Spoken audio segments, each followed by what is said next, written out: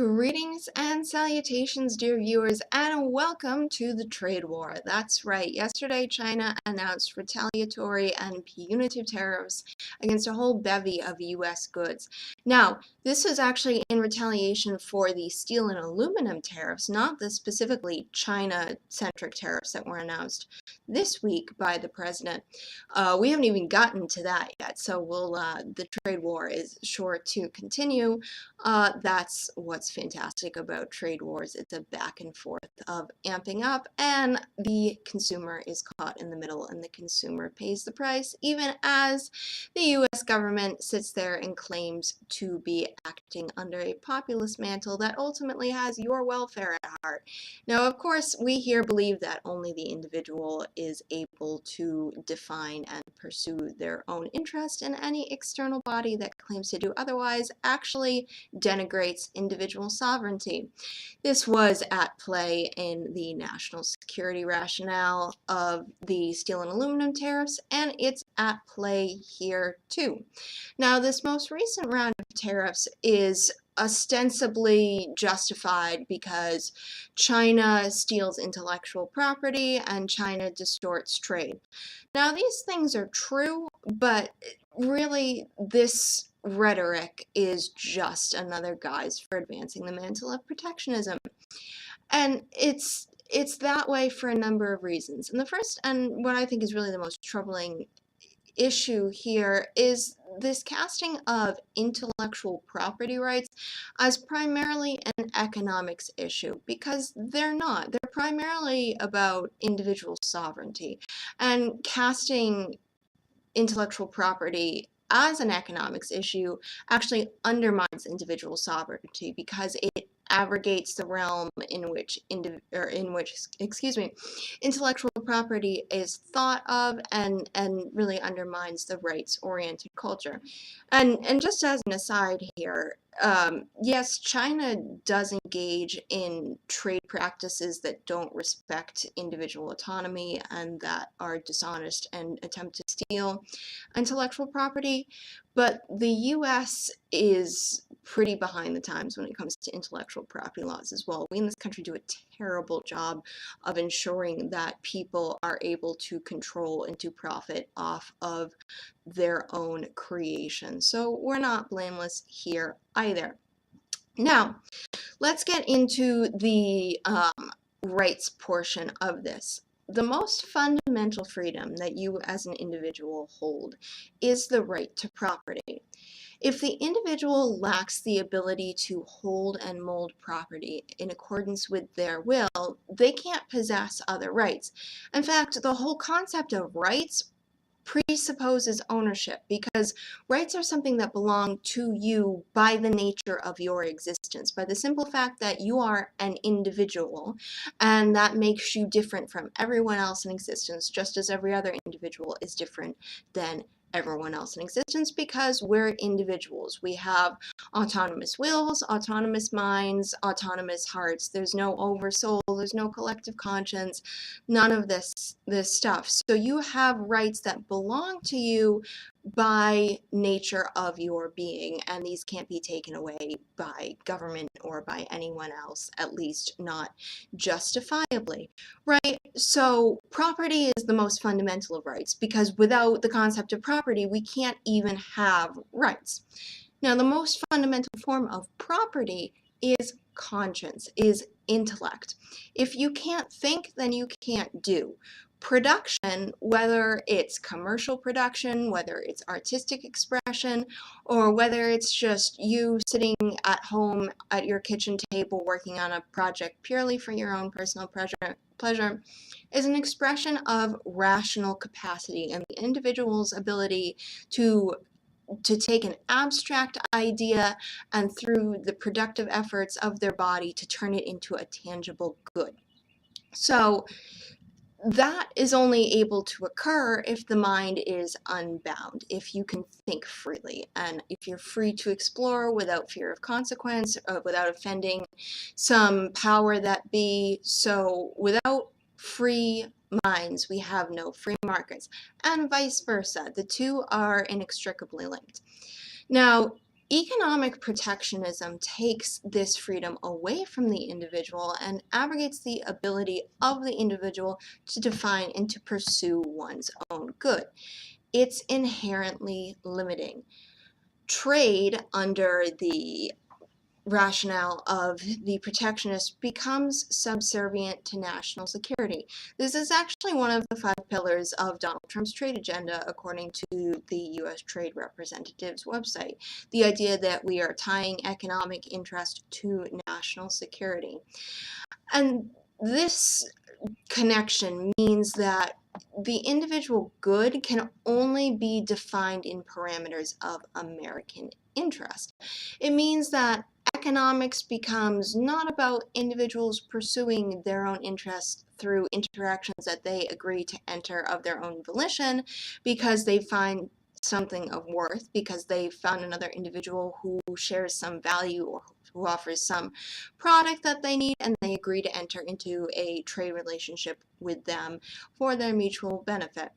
And instead, then trade becomes about American security. And it becomes reflective of the nation's interest, or more properly, the executive's interest, and that's troubling for a whole host of other reasons, and not about individual members of the polity. It is a collective mindset. It's not pluralistic. There's not this great freedom to go off and do whatever you want to as an autonomous being because you're bound by the limits of what American interests are. And you need pluralism to have freedom. There is no single good in a free market, except when you're dealing with collectives. That's when we get into the idea of a single good. Um, but that's exclusive of free societies and free markets. Economic protectionism assumes that the American polity, when taken as a whole, gains some special quality by nature of it being a collective. When you take a macro look at the country, there's something that's inherently moral to the fact that it is this one whole being. And the idea then becomes, well, if you strengthen the whole, then you're strengthening everything that's within it. And there's this assumptions that the good of the many is the good of the one. And anything that clashes with the good of the whole then clashes with the good of the one. So dissent becomes really sort of questionable and ends up quite frequently making dissenters targets of state power, because then you're actually challenging the stability of government as a whole, and then we get into a whole host of political issues. But leaving that aside for the moment, trade obviously doesn't work this way. Trade is not teleological, right? Telos is the Greek word for the end. It's the sense that action is driven by a desire to reach a specific end. And that's obviously true in trade when it's viewed in the individual sense. When I go to the grocery store, I don't go to just wander around for my own pleasure. I go there to buy something because I'm hungry, or because, I have to go to a party and I need something to bring. I go there with a purpose in mind. And when I've achieved that purpose, I leave and I move on with my life. But that's different because that is really a means to a larger end. Trade is about the utility to be gained through individual interactions. Taken as a whole, the same concept doesn't apply. Trade is about individual good, not collective political good, because remember, markets are really just an expression of will. They're not directed by anything. The end result is not reactionary. It's produced by the autonomous interactions of people acting freely. So free trade is pluralistic, which means that there are many competing ideas of good, and you can't serve all of them at the same time. Markets are just an expression of the sum of these interactions. There's nothing inherently moral to a market. There's nothing to be gained by looking at them top down. The morality that's in markets, or in at least free markets, comes from the idea that that market exists as an expression of the will of a whole group of individual autonomous actors when you look at it collectively. But there is not, in the market, there is not some inherent good by the fact that it is a market. It's a reflection of individuals being able to define and pursue their own good. Protectionism, however, turns all of this on its head and says that actors are driven by markets and by broader trends. And here we get the idea that sovereign actors can be taken advantage of and can't walk away from conditions that they don't like. And this is where this idea of trade distortion comes in. Now, of course, the idea that you can't walk away from trade conditions that you don't like isn't true. It happens all the time. The problem is we don't see it because that interaction then never actually occurred, so it can't influence the market, right? There's a sort of invisible effect that happens there that is hard to analyze because we don't know what didn't occur and we can't extrapolate that to guess what the change might be. And this is part of the problem with protectionism, is it's based on this politics of stasis and the idea that there's this one ideal thing that exists, and that if we diverge from that, then, well, now we have trade distortion and this is a problem and we need to somehow get back to this perfect market. But remember, markets exist from the ground up. They're driven by a bunch of individual autonomous actors, and they're simply an expression of will. They're not a thing that can be molded from the top down by external political forces. Change has to come from the inside. And the market can express an ideal, but again, it's the ideal. This is Adam Smith and the Invisible Hand of the Market. The ideal is whatever the plurality desires it to be. Again, it's not external. And protectionism, again, is based on the idea that there is this mythical ideal out there that exists, from a top down, and that if you diverge from it, well, now actors are being taken advantage of, and we need the almighty force of government to step in and to protect people. And again, we're returning to this idea of collectivism and the idea that there is such a thing as American economic interest, and this idea that there is one condition that everyone in the polity is benefited by, and that if government represents this, then it's doing its job and protecting citizens. But of course, there is no such thing as American economic interests, despite claims to the contrary, because there is no American industry that is nationalized or controlled by the government. Industry is, again, like a market, a summary view of the actors who are involved in trade in a particular area. But these are not forces to be manipulated or to be changed by various political conditions. Again, they're expressions of a lot of autonomous actions that are influenced by any number of on-the-ground on-the-ground factors. And there are so many variables at play here that for politics to step in and implement a top-down approach can never go wrong, because it can't take into account the complexities and the nuances of trade in a free market. It can only advance its own perception, which, by the way, then means that government is based on the judgment of an individual, in this case the executive, because that's who's taken over the chief economic power, and the idea that tariffs and various other economic measures are to be wielded by the executive to protect American citizens, but they don't, again, there's no average American citizen. I mean, if you take a look at, the American polity as a whole, you're going to get a number in the middle, but whether or not that's actually representative of anyone in America is questionable because we have such a diverse polity and you have so many outliers in so many different directions that are pulling the media in this way and that way that it's not actually representative of anything. And this is the problem with protectionism, is it assumes that there's an average American and that most Americans are like that. And that is simply not true. And that's not supposed to be true in a free society such as ours or in a democracy, which is based on the idea that there is a natural plurality of interests. And government, and specifically our legislative bodies, which have representatives, reflect this fundamentally. There's this idea that there are so many disparate interest groups and they all need to have a say in the political process. They're not all going to ultimately get their way, but they need to have their interests represented.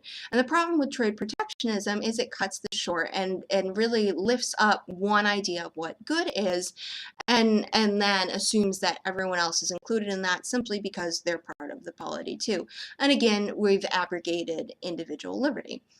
But getting back to this whole tariff nonsense, the intellectual property argument is particularly fallacious. Remember, again, industry is private and it's largely autonomous. And it's not the US government that is primarily hurt by intellectual property theft. It's individuals and individuals in industry. It's people who have created a good or a service that is then taken advantage of. And for the most part, they have the power to fix this for themselves so long as we're living in an environment where we have free trade and you can walk away from conditions that you don't like.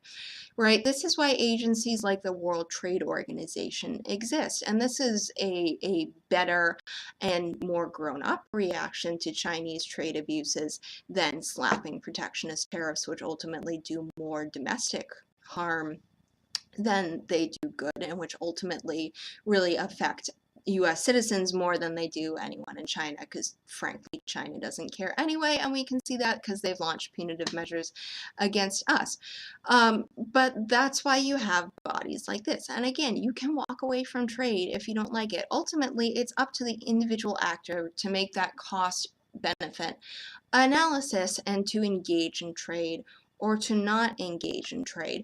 But economic protectionism takes away the ability of the individual to make that choice for themselves. And another important point here, and this is parsing language a little bit, but it's parsing it in an important way. It is not government's job to protect you. Government's job is to safeguard your rights and make sure that you can exercise your rights freely. It is meant to be a reactionary force, not a proactive force.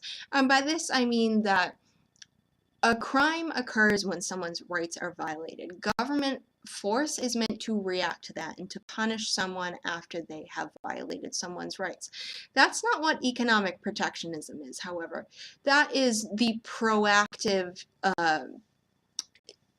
agents of the government saying that, well, we're going to mold conditions in a way that we think is beneficial to you, that is beneficial to the policy, that is beneficial to the United States broadly.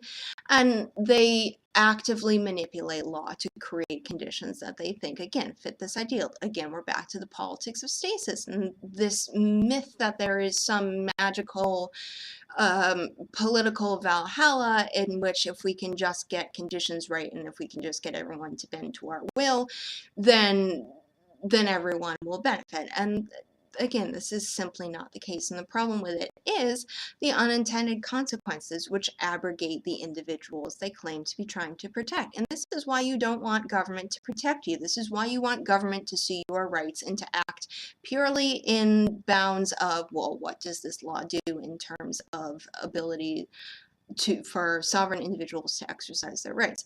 When government sees you as a person and starts to empathize with you and the hardships of your life, it takes measures like these tariffs And ultimately, they have unintended consequences because the world, and particularly the economic world, is an extremely complicated place, and tariffs are uneven and heavy-handed, and they ignore a lot of the nuance of trade.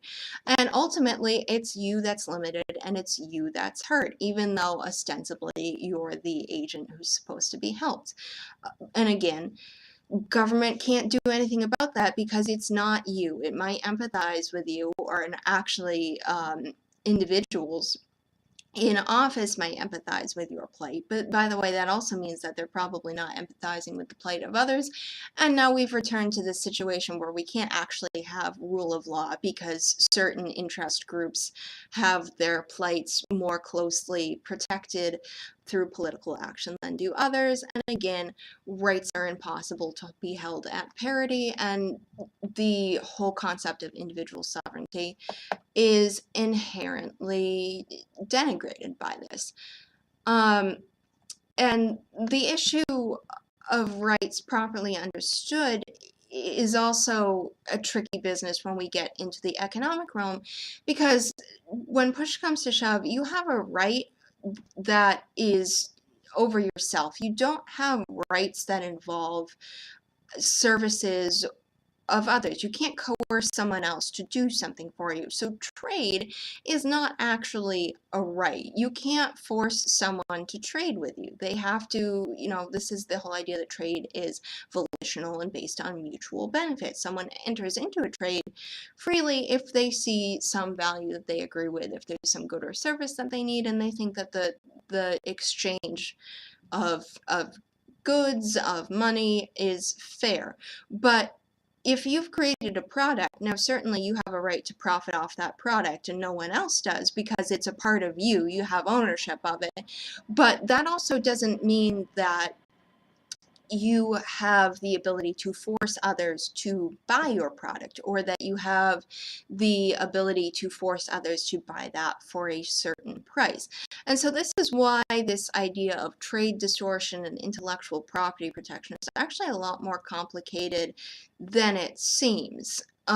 Certainly, the stealing of trade secrets, cheap knockoffs are problematic because they undermine the ability of the individual to profit off of their own rational capacity, and that's bad. But once you've put an idea out into the world, you've sort of lost control of it to a certain sense. That doesn't mean that others can't then parody it, that others can't then modify a design to their own improvements or what have you. So it's actually a much more complicated issue. You still retain ownership of the thing that you've created, but once the creation is out in the world, there are other forces at play. And this is the problem with this, with launching punitive tariffs on this, is again, all of these complexities of this issue are gone. And there's a legitimate question at play here, which is, what do you do with bad actors like China? And again, the simple answer is don't trade. Instead, pursue policies with actors who are offering more amenable conditions. And it's up to individuals to make these distinctions. And the problem with the argument in this case is that it blurs the line between individual and nation, and in doing so, it damages the individual ability to walk away from conditions that they don't like. And you can see this really in the proclamations and in all of the talk that's surrounding the issue of tariffs. The focus of the individual is lost almost immediately if you look at the language of protectionism, right? This is Donald Trump's mantra: free, fair, and reciprocal trade. Well, if it's truly free trade, you don't need those qualifiers, because free trade is inherently fair because both individuals have entered into conditions that they find to be of benefit to themselves. And they've found them to be a benefit to themselves on terms of their own value judgment. There's no value being imposed from above. Each actor is saying, I see something of value in this transaction that I can get from someone else, therefore I'm willing to enter into it. And trade by definition is reciprocal. You don't trade with yourself. You trade with someone else because they have something that is of benefit to you, and vice versa. And the idea that free, fair, and reciprocal trade, that these are conditions that can be attained by government, is also just not true. Again, because they can only be attained if individuals are in control of defining good for themselves and pursuing good for themselves through their actions in free markets. So this is really actually about protecting government interests, not about protecting individual interests. And this is clear when you look at the 1974 Trade Act, which is what is being cited in this case, specifically Section 301. So let me just read you something from the report that was produced by Robert Lighthizer, the U.S. Trade Representative, upon whose recommendation these Chinese tariffs are being levied. And Lighthizer says that well, he goes into a summary of what Section 301 authorizes the executive branch to do. All right, and he says that Section 301 sets out three categories of acts, policies, or practices of a foreign country that are potentially actionable, right, that make it justifiable to levy tariffs. The first of these is trade agreement violations. Right, that actually makes sense, because if you've entered into a contract, you should abide by the terms of the contract. Although, again, if a nation is violating the terms of the contract, it makes more sense to go to the World Trade Organization or to settle this in court instead of launching a punitive preemptive strike, which is effectively what a tariff is, and that just leads to the amping up of hostilities and the mutual erecting of barriers, and then we're in a trade war and no one benefits from that. All right, the second set of categories under Section 301 that might make tariffs appropriate are acts, policies, or practices that are unjustifiable, defined as those that are inconsistent with U.S. international legal rights and that burden or restrict U.S. commerce. And third, acts, policies, or practices that are unreasonable or discriminatory and that burden or restrict U.S. commerce. This is really important. The third category of conduct is most relevant to this investigation. All right, so clearly this is about U.S. interests. This is not about the protection of individual intellectual property rights. Now, these last two categories deal with some fairly subjective terms, right? The idea of burdens, restrictions of U.S. commerce, what's unreasonable, what is discriminatory, what does this mean? These are all things that don't have clear definitions. Well, never fear, because Robert Lighthizer is going to describe exactly what they mean for us, all right? Section 301 defines discriminatory to include, when appropriate, any pact, policy, or practice which denies national or most favored nation treatment to United States goods, services, or investments. Again, this is about U.S. political interests. This is not about protecting the rights of the individual through trade. An unreasonable act, policy, or practice is one that, while not necessarily in violation of or inconsistent with the international legal rights of the United States, is otherwise unfair and unequitable. So now we've even drifted away from the one rationale that might make sense, which is that China has violated a trade treaty. That's not the focus here. The focus is the perception of unfairness. And it can only be unfair if the United States is acting like an individual autonomous actor here, which has its own will, which has its own interests. And again, if that's the case, then this is not primarily about protecting citizens and protecting individual rights. And again, we have this question of what is fair trade. If it's not based on any sort of contract or any sort of bilateral trade treaty, then what is fair? Is it just the whim of the moment? And the answer is yes, at least in the mind of the Trump administration. And in conclusion, from the report, Lighthizer writes that the statute further provides that in determining if a foreign country's practices are unreasonable, reciprocal opportunities to those denied U.S. firms shall be taken into account to the extent appropriate. All right, that last mitigating sentence, again, means that the interest of U.S. companies is of secondary concern. So make no mistake about it, the intellectual property argument is really just a front. It's really just about the U.S. being able to exert its will, and the the idea, which is in this report, that U.S. goods and services must have first nation priority, or whatever the political terminology is really ridiculous, and is really exclusive of a free market, because the only thing that you can have that would make goods from a certain country have priority status is a trade agreement. And if you're either agreeing to certain terms and conditions or not, but there's this idea here that the United States, by dint of being the United States, ought to just be treated with a certain level of respect and priority that's not given to other nations. And this is not an attitude that can exist in a free trade environment. There are reasons to trade with other countries.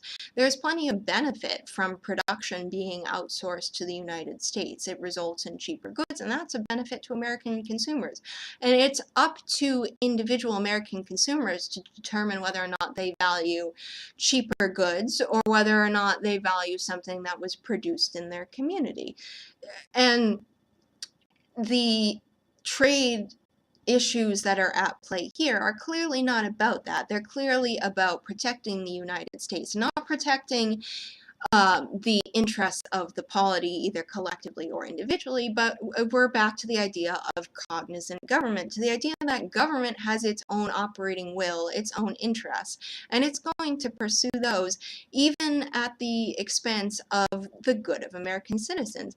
It, from time to time, uses the good of American citizens as an excuse, right? That's this thing in Lighthizer report about, well, when we get to thinking about it, we'll take into account wrongs that have been done to U.S. business interests, but other than that, we're really thinking about ourselves. And the idea that the United States has rights is just patently ridiculous. Nations don't have rights. Individuals have rights.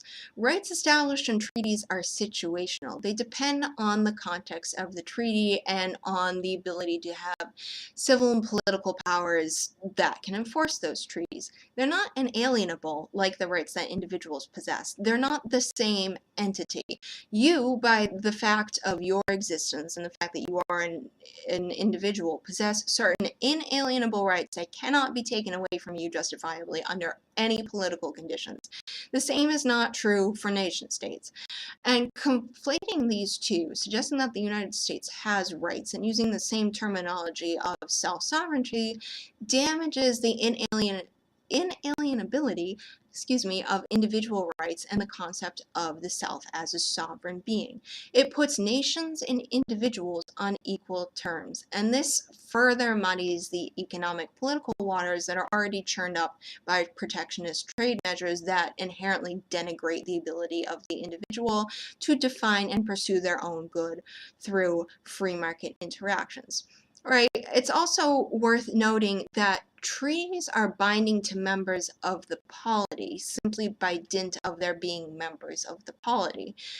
Individuals aren't the ones who are setting these terms, even though the tariffs are being launched ostensibly in their interest. But individuals actually have no say over U.S. tariffs policy, but they do have to live with the consequences. They're the ones who are going to pay for both the tariffs that the U.S. has launched and for the retaliatory tariffs that China has launched. And U.S. citizens have to follow the law just to be citizens in good standing. They have to deal with the economic conditions. The U.S. government is not impacted in the same way because it's insulated from failure. It's the government. It's going to be there, even though it's almost $22 trillion in debt. The same cannot be said for you and for your family. If you're insolvent, you're in trouble. You're probably going to jail. It's the same thing with private business. You're going to go through bankruptcy if you don't manage your finances. You can't just create these ad hoc measures and then brush off the consequences. The US government can, and that is another problem with protectionism.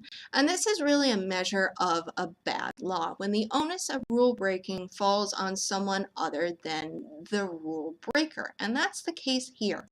Tariffs are paid by consumers and domestic businesses. And these are really outside the bounds of free trade because the actors are bearing the economic consequences of deals they didn't make. And there's really no way to dissent from this. You don't have any political options, you don't have any economic options. And it's also worth noting, this is not an ultimatum to China. We have no idea what a good Chinese trade policy would look like, or what conditions they might enact that would lead to an end to the tariffs. So without an assessment mechanism, you have to ask the questions, how do we know whether they're working or not? How do we know whether we're getting towards a situation where we might end the tariffs? And it ought to be up to individuals to make these assessments when they enter into trade deals, right? This is the issue of Broadcom and Qualcomm and the merger that was stopped because the Trump administration decided that, well, someday in the future, we might have 5G networks, and China could ostensibly, if we give them a stake in this, take over and prevent competition. And this is all based in a hypothetical, but a hypothetical that doesn't take into account all the possibilities. It doesn't take into account the possibility that there are other actors who are competing. It doesn't take into the account that technological innovation is constant and that maybe 5G is not the future. But it just assumes that without the protectionist mantle of government, that individuals are not going to be able to survive because government cannot conceive of a good that is separate from its own interests, and it ends up advancing its own interests and not actually the interests of citizens, even though this is what it claims to be protecting. And citizens don't have a chance to have their say, either politically or economically, and this is inherently denigrating to individual ability, and this is why ultimately trade protectionism does not work and is really actually quite dangerous if you want to live in a free society or in a free market, because it takes away that possibility and it undermines the ability of the individual to define, let alone seek, their own good through autonomous interaction.